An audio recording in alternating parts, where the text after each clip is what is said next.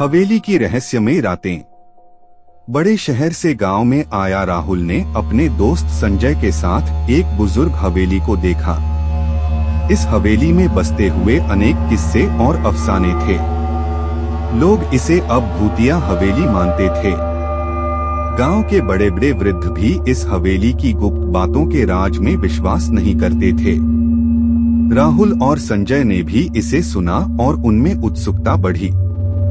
एक शाम दोनों ने तोरण और दीपक लेकर हवेली में प्रवेश किया।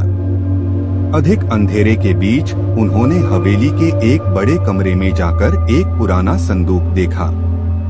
संजय ने उसे खोला और अंदर एक पुरानी किताब पाई। किताब में था, यहाँ जो भी हो वह इस हवेली से वापस नहीं जा सकता। राहुल ने कहा, यह सब बातें हैं, हमें वापस जाना चाहिए। लेकिन उनका आवाज सिर्फ एक ही बार गूंजा और फिर खामोशी छाई। एक आवाज आई, क्यों आए हो तुम यहाँ? अब तुम्हें वापस नहीं जाने दूंगा। अब राहुल और संजय दोनों बहुत डर गए थे।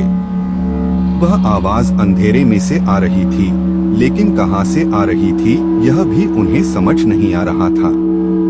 एक और दरवाजे के पास से एक पुराना आदमी आया और बोला, मैंने सोचा था कि इस हवेली में कोई नहीं आएगा, लेकिन आप दोनों ने मेरा विश्वास तोड़ा। राहुल ने पूछा, कौन है आप और आप चाहते क्या हैं? वह आदमी बताया कि वह हवेली का कब्रिस्तानी गार्ड है और वह यहाँ आए हुए बहुत साल हो गए हैं। उसने बताया कि जो भी इस हवेली में प्रवेश करता है वह इस हवेली से बाहर नहीं जा सकता। संजय ने कहा, हमें माफ कर दो, हम यहाँ गलती से आ गए।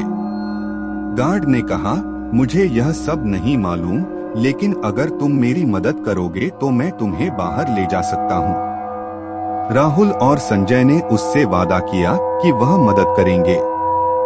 गार्ड ने उन्हें बताया कि हवेली में एक खजाना है जिसे वह खोज रहा है। दोनों ने गार्ड की मदद की और खजाने की खोज में लगे। अंत में वे एक छिपे रहस्यमय संदूक में गोल्ड और जरा पा लिए। गार्ड ने कहा, तुमने वह संदूक खोल दिया जिसकी मदद से मैं इस हवेली से बाहर निकल सकता हूँ। राहुल और संजय ने गार्ड की मदद की और तब उन सबका दरवाजा खुल गया। वे सब बाहर निकले और हवेली से निकलकर आजाद हुए। उस दिन के बाद गांव वाले अब राहुल और संजय को हवेली के वीर योद्धा के रूप में जानते थे, जिन्होंने वहां के अजीब रहस्य को सुलझाया था।